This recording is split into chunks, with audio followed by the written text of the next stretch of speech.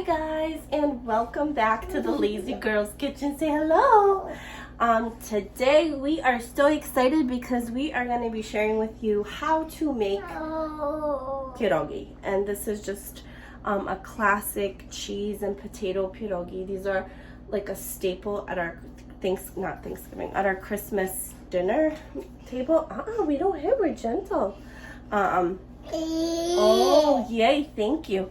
So I wanted to share it with you. However, I will say when we make them, we make like 500 at a time and we freeze them. So when you see what we're making, it's gonna look like ridiculous. But I'm gonna have the measurements written out for like what a single portion should be like, okay? But I'm so excited to share this with you. Pierogi is my all-time favorite food.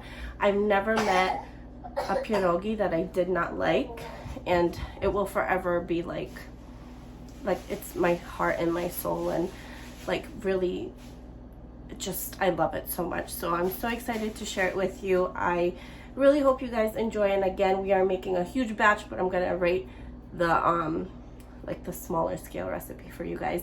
And if you have not yet subscribed, make sure you do that right now. Give us a big thumbs up and enjoy the video. Bye.